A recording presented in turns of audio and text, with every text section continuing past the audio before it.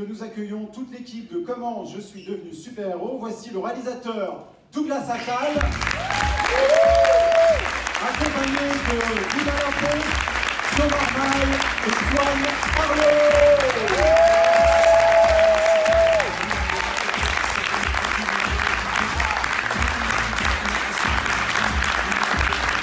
Douglas Attal et ses acteurs, bonjour.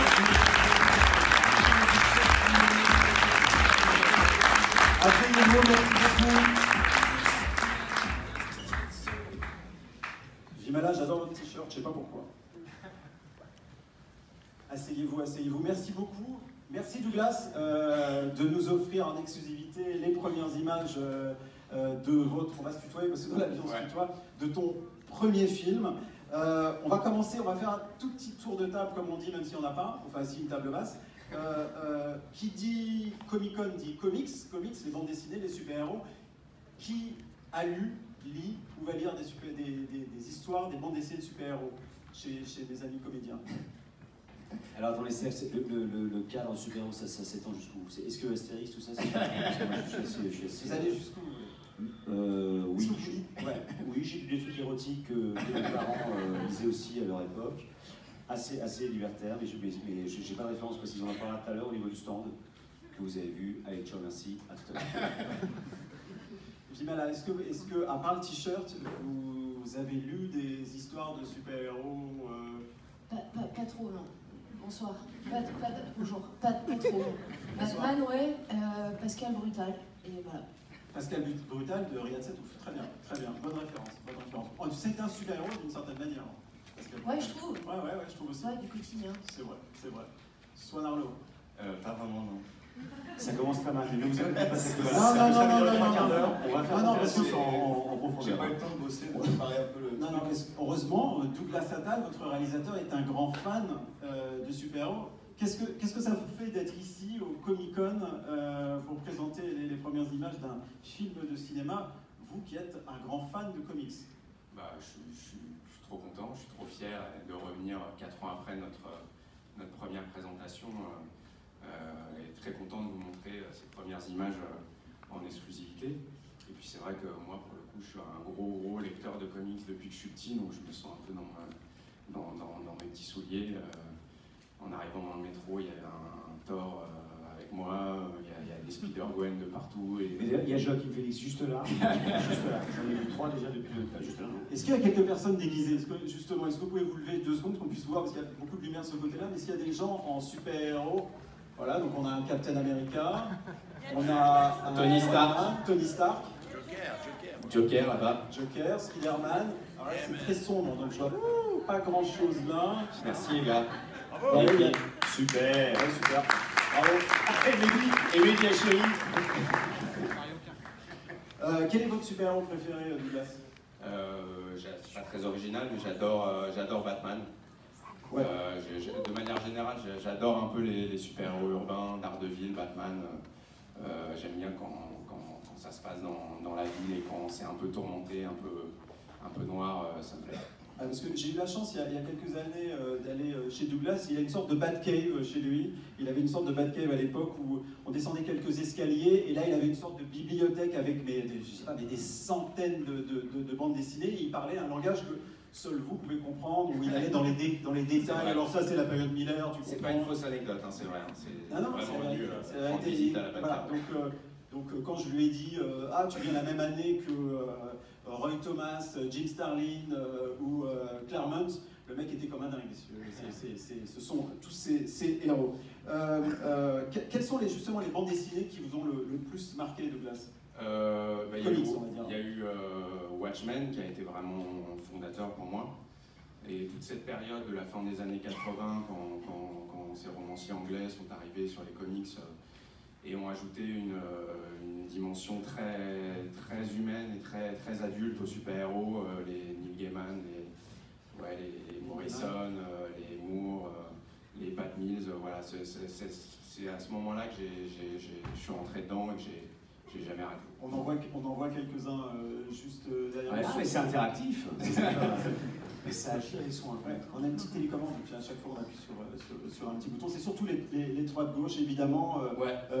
Frank Miller, qui était notre invité l'année dernière. Je crois que vous aimez aussi beaucoup Brian Michael Bendis. Ouais, j'adore l'univers de Brian Michael Bendis, Powers, ces épisodes de Daredevil. Enfin voilà, et aussi tout ce truc qu'il amène, la dimension polar, un peu hybride, polar super-héros qu'il amène, que je trouve hyper intéressante et qui m'a beaucoup inspiré. Gérald Bronner, l'auteur du roman Comment je suis devenu super-héros, et moi, les écrits de Brian Michael Bendis nous ont beaucoup inspiré. On va y arriver dans quelques instants.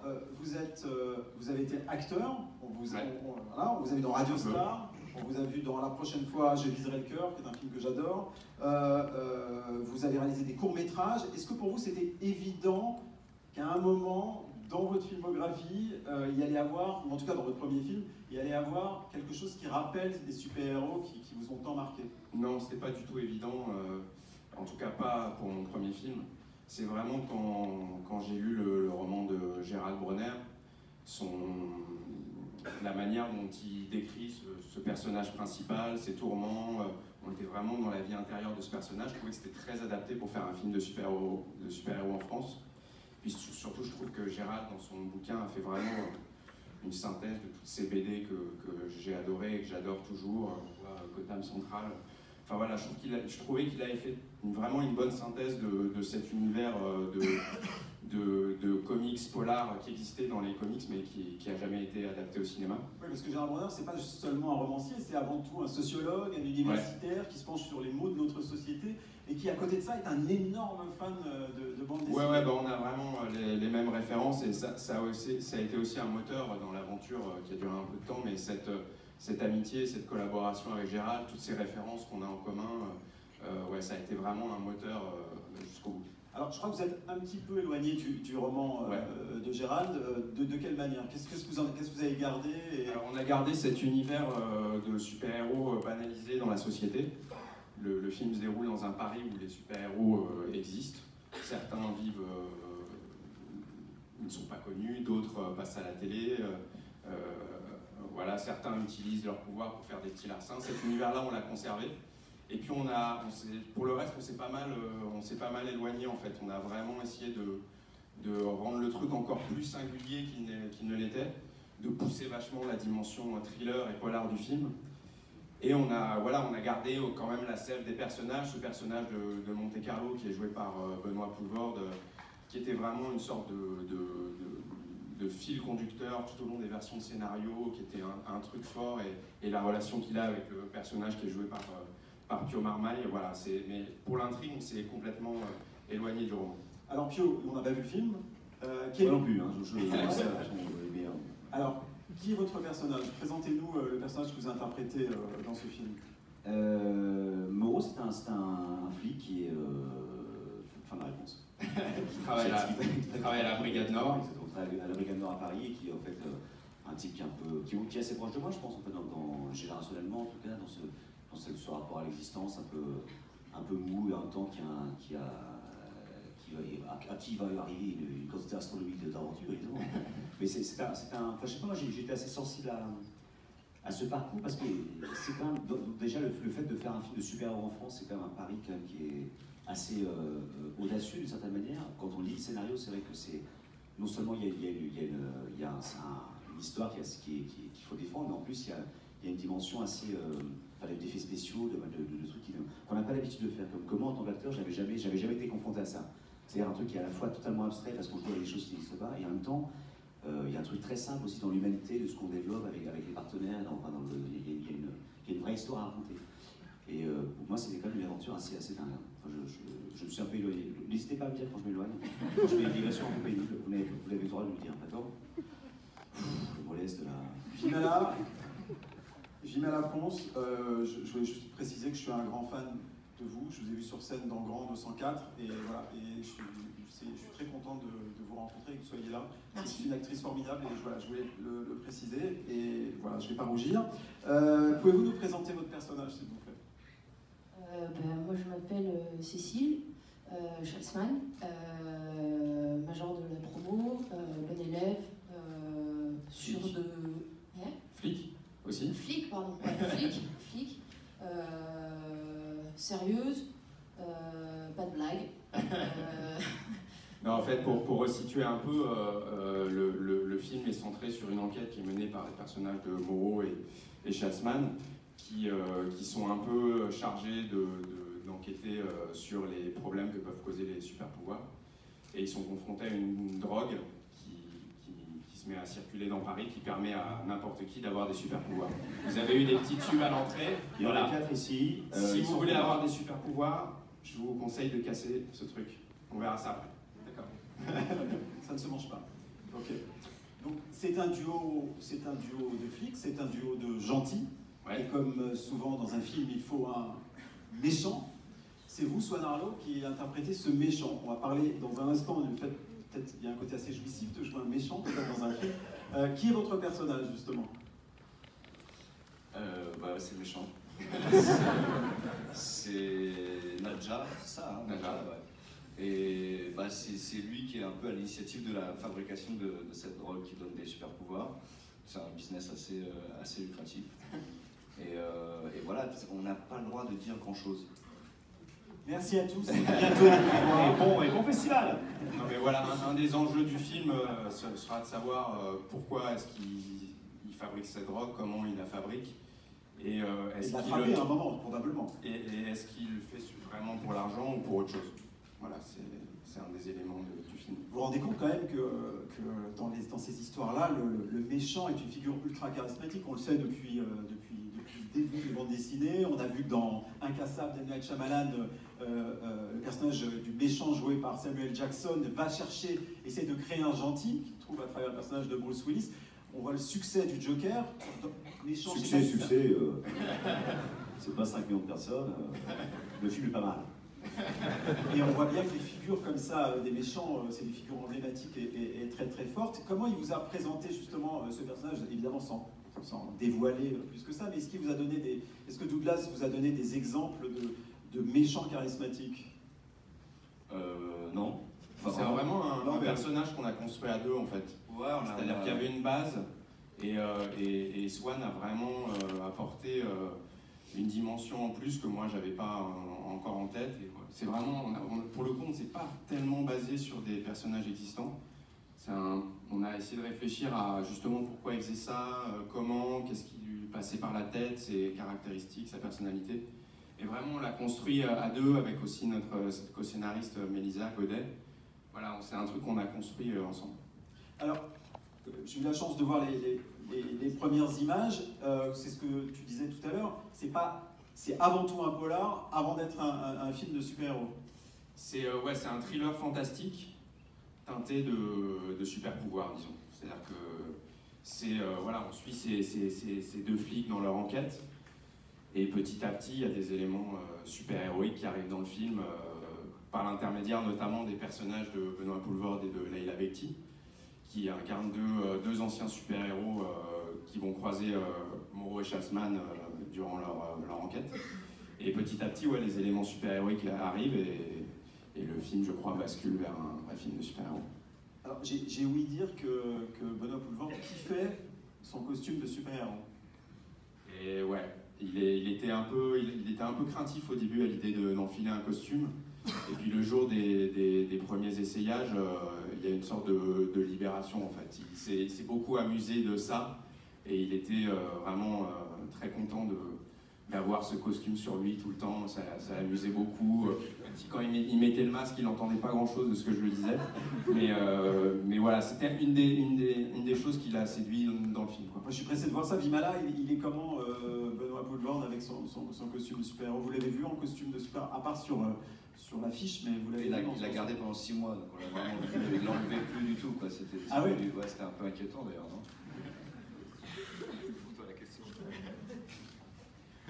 Il y a une grande veine du polar français, ça existe évidemment depuis extrêmement longtemps. Est-ce qu'il y a des films, des polars made in France qui vous ont inspiré pour comment je suis devenu super-héros?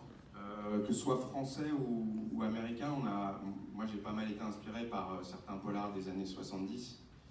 Et après, plus récemment, on a essayé de recréer un climat proche d'une série comme Engrenage ou comme le film Police, vraiment d'être en apnée dans cet univers de flics, voilà, de faire aussi ce film d'ambiance dans les commissariats, dans les bureaux, les petits boulots, le petit travail d'enquête minutieux. Voilà, c'était Police et Engrenage, c'était vraiment des grosses inspirations pour nous.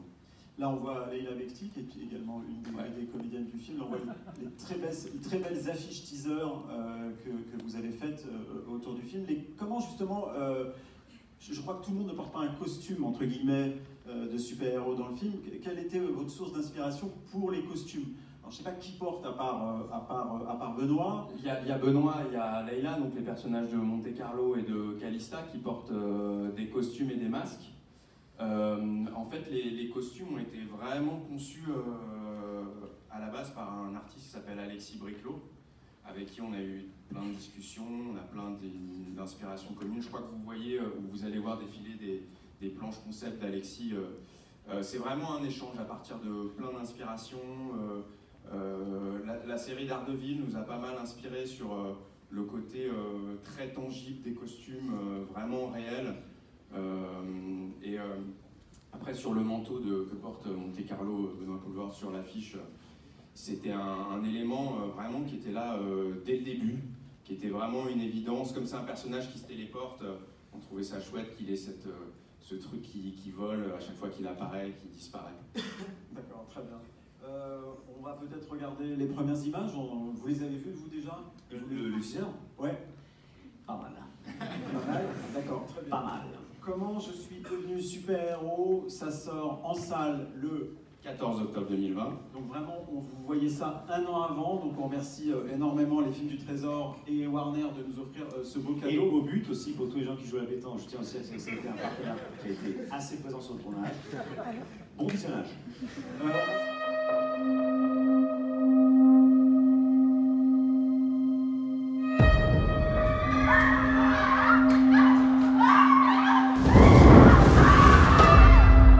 Les héros, ça n'existe pas. Il n'y a que des losers.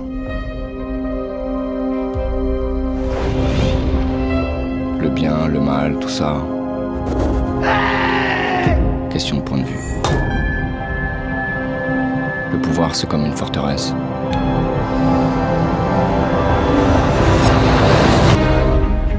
Ça se prend.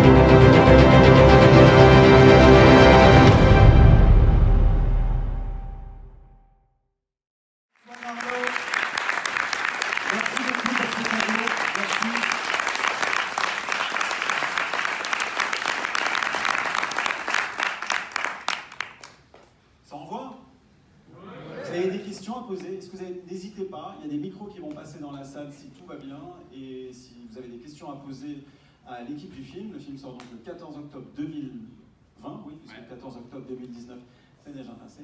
Donc n'hésitez pas à poser vos questions, vous levez la main, et puis on va vous apporter un micro, et si ça ne passe pas dans les rangs, je vous donnerai bien. Est-ce qu'il y a des questions? Moi, je voudrais parler un tout petit peu de l'ambiance extrêmement urbaine du film.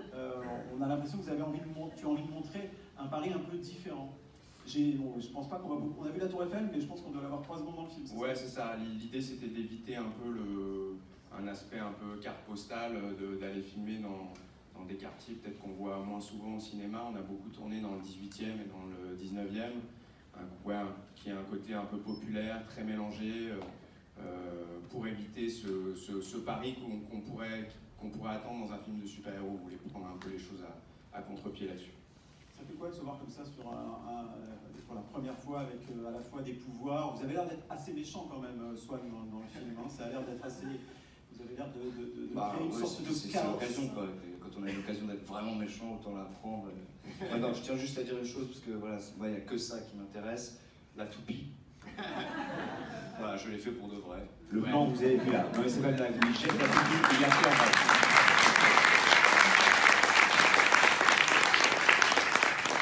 Et ça, c'est très très méchant. C'est l'homme à la toupie en fait, Ouais. c'est Toupie-Man presque. Ouais. Ouais, c'est ça. Bon, est-ce qu'il y a des questions? N'hésitez pas, hein. C'est le moment. Là, il y en a une. Alors, où est-ce que c'est? Alors, Nico arrive. Merci, bonjour, présentez-vous. Bonjour. Me présenter. Moi j'ai une question pour le réalisateur. C'est compliqué en France de produire du genre et à quel point, enfin je sais qu'il y a le producteur aussi, mais à quel point ça a été compliqué pour trouver un financement pour faire adhérer des gens au projet? Ça a été long et compliqué. Après, la genèse du projet est un peu longue pour cette raison-là et pour d'autres raisons. On a mis du temps à trouver le bon ton, mais c'est vrai que produire des films de genre en France, c'est compliqué. On a eu un distributeur, Warner, qui nous a soutenus et donc on est très content qu'il soit arrivé avec nous, sinon je ne suis pas sûr qu'on aurait pu faire le film. Mais voilà, c'est vraiment, faut se battre, il faut convaincre, il faut se défoncer pour arriver à faire un film comme ça. Et, ouais, on a mis un peu de temps, mais moi j'ai l'impression que ça vaut le coup. Vous êtes quand même soutenu par le studio qui produit Superman, Batman, Wonder Woman. Quand tu as su que c'était Warner qui allait soutenir les films au moment de sa sortie, qu'est-ce que ça t'a fait de te dire qu'il y a tout cet historique, tout ce background? Très excité de voir le logo Warner au début de la bande-annonce, c'est incroyable. Et effectivement, moi j'ai vraiment baigné dans les films Warner depuis que je suis petit, les Batman de Tim Burton, les Superman de Christopher Reeve, jusqu'à plus récemment le Dark Knight de Christopher Nolan. Donc ça fout un pied monumental. Est-ce que les films de super-héros, ça vous parle? Parce que vous ne lisez pas beaucoup de bandes dessinées, mais est-ce que les films de super-héros, c'est quelque chose qui vous attire? Ouais, peut-être plus je pense que j'ai vu la majorité des trucs qui sont sortis. Après, plus que les bandes dessinées, encore une fois, je vais revenir à ces trucs érotiques que je disais quand j'étais à l'émission, et ça, on pourra développer sur le stand. Mais c'est vrai que je suis plus spectateur, en tout cas très bon spectateur, dès que ça touche à un film de super-héros. Et c'est vrai que ma femme a réponse, déjà de 1. Non, c'est vrai que je suis bon public, très friand, très curieux. Et fan de John Wick également, gros fan de John Wick. Grosse passion de John Wick. John Wick, mec! John Wick, c'est un super-héros. Flingue! Non, mais quelque part, c'est bon. Est-ce qu'on peut dire que John Wick est un super-héros? Donc, okay. Ciao. Get out of here. Ouais, non, franchement, super. Moi, j'aime beaucoup John Wick. J'adore les flingues, j'adore les clébards. Donc, tout ce qui touche aux écrans et aux flingues, moi, ça parle. Si j'avais pu faire un costume, ça aurait été un pistolet, en fait, sur le haut, et les jambes de clébard. Enfin, ça aurait été l'idée, c'est ce que j'aurais fait aujourd'hui. Et puis on a fait ce film que pour avoir un flingue dans la main et pour se battre. Et j'ai un peu tiré avec. En général, j'en ai, mais en France, vous avez remarqué, je vais dans votre sens, on tire très peu avec les pistolets. On les a dans les mains et on tire très peu. Là, on a tiré, on a tué les gens, c'était plutôt agréable. Alors moi, j'adore tuer les gens. Okay. Jimala, est-ce que les films de super-héros, ça vous parle? Ouais, carrément, j'en vois pas mal, surtout Batman. Hyper obsessionnel, mais non, mais c'est vrai. Obsession Batman. C'est marqué dessus, Bah ouais, je sais pas, moi c'est des trucs que j'aime bien parce que je trouve que c'est assez des films assez crypto-philosophiques, quoi. C'est un peu comme le crypto-gay, mais en philosophie, ça développe des grandes questions, sans blague, vraiment des grandes questions qui sont dignes de, je sais pas, de la mythologie ou des métamorphoses d'Ovide, mais sous couvert de divertissement et de trucs comme ça. Et en plus, Batman, c'est un film assez crypto-gay, enfin celui. Batman et Robin. Et d'ailleurs, j'avais appris que le personnage de Robin a été inventé justement pour montrer bien que Batman est hétéro. Ah, alors, est-ce qu'il y a un mec qui est déguisé en Robin? C'est Nick Jordan qui a fait le film. Ouais, c'est lui, là. Schumacher. Ah, Schumacher. C'était peut-être pas le meilleur des Batman, mais effectivement. Non, parce que c'est des dieux un peu. Il est un peu camp. Ouais, c'est des dieux, et c'est vrai que les enfants ils jouent plus à être Batman qu'à être François Cluzet par exemple, donc c'est plus des. Hyper bonne idée de costume pour l'année prochaine. Moitié Batman, moitié Cluzet. Tu te démerdes, parti avec ça. Swan, votre super-héros préféré, c'est donc François Cluzet. Non. J'ai eu ma petite période, François Cluzet, mais... Non, moi, a priori, c'est pas du tout un univers que je connais bien. Après, c'est vrai que Batman, particulièrement, un super-héros que j'aime beaucoup, et Dark Knight, c'était un film que j'avais adoré, mais c'est pas du tout une culture que j'ai. Voilà, c'est pour ça que j'étais assez étonné en même temps quand Douglas m'a appelé pour me parler de ce film. Mais il y a un tel plaisir à aller là-dedans, à faire ça. Et en fait, nous, on a quand même tendance un petit peu à jouer proche de ce qu'on est, voilà, à faire des films où on peut pas se permettre d'en faire vraiment des caisses. Et comme on est quand même des cabots, enfin en tout cas moi, d'un coup on est content quoi, de pouvoir en faire un peu trop. À la française, hein, un peu trop à la française. Ça reste quand même, voilà. Ça reste quand même dans le sous-jeu. Non mais qu'on se dise, voilà, ça tire, ça tue des gens, mais un peu dans le sous-jeu. Mais voilà, on a passé une première étape et on attend la suite que Douglas est en train d'écrire, d'ailleurs, dans laquelle on va jouer tous les trois. Dommage pour Benoît et Leïla qui Pour Cluzet sont pas venus aussi. Oui, Cluzet sera dans le 2. Ah, c'est vrai. Très bien, très bien. Est-ce que vous avez d'autres questions? N'hésitez pas. Alors, monsieur, bonjour. Présentez-vous.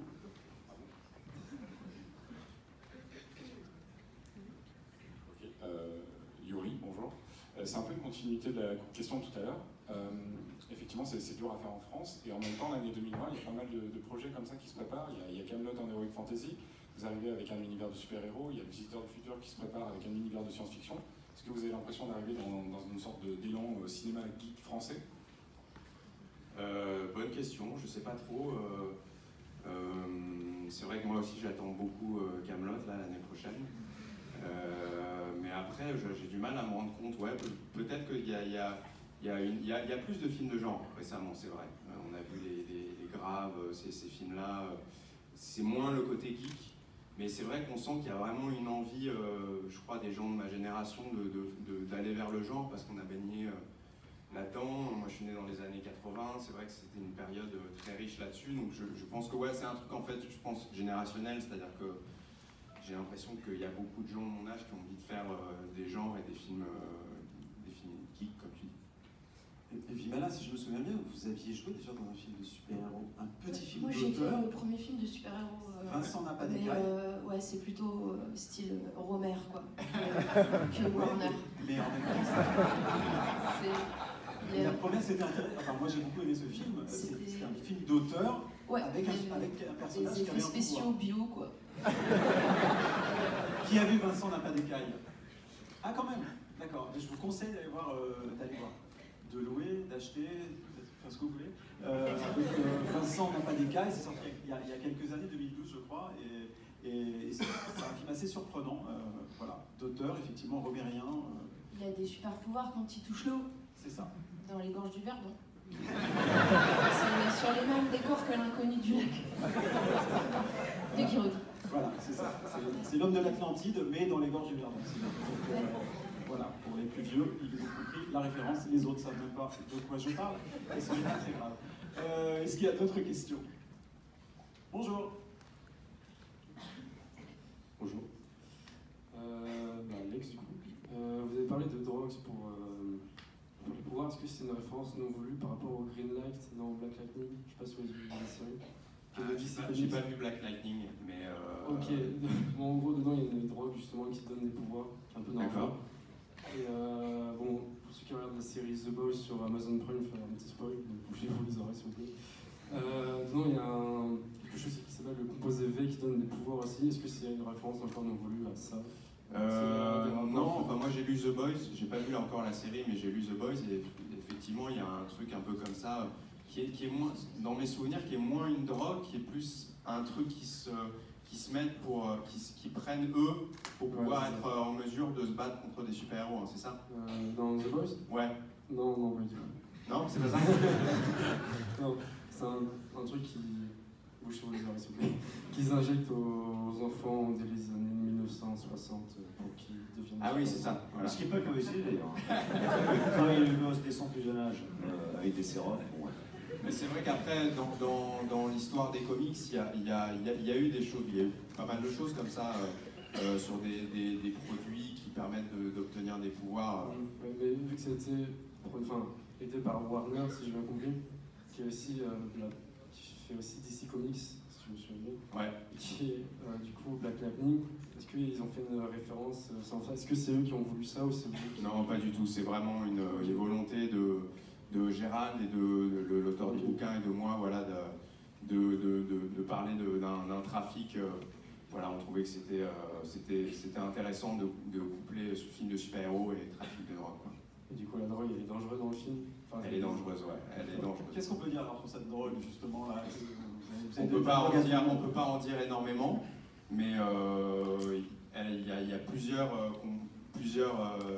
drogues différentes qui donnent des pouvoirs différents. Vous avez vu un pouvoir de feu dans les images. Il y en aura d'autres dans le film. Cette drogue ne donne pas que des pouvoirs de projection de feu, vous verrez. Mais elle est dangereuse et voilà, elle se propage dans la ville au fur et à mesure que le film avance et du coup elle devient de plus en plus dangereuse. Vimala, si vous vouliez choisir un super pouvoir, vous prendriez lequel? Pouvoir de cicatrisation psychologique. C'est très joli. C'est très joli. Swan, si vous deviez choisir un super pouvoir? Je crois invisible. Ouais. Voilà, je vais pas développer.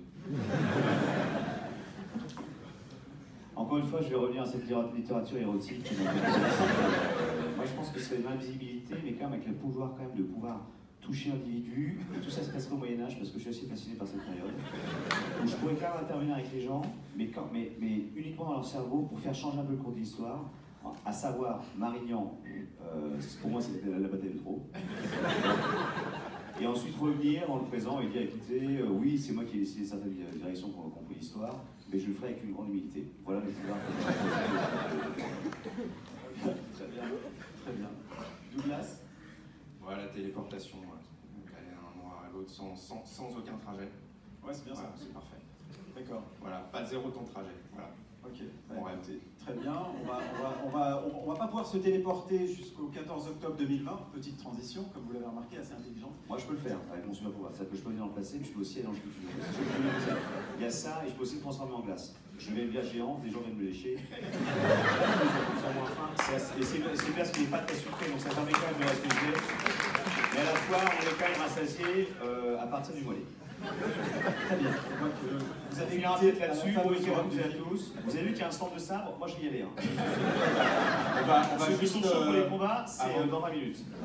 Avant de terminer, on va juste prendre, vous avez eu normalement les petites fioles qui ont été distribuées à l'entrée. Si vous pouvez tous les casser, on va prendre une petite photo tous ensemble. Ah ouais, trop cool. Merci, merci beaucoup. En tout cas, on va se retourner, l'équipe va se retourner pour en faire une photo. Comment je suis devenu super-héros le 14 octobre 2020 dans les salles. Merci à Warner, merci au film du Trésor, merci à Alain.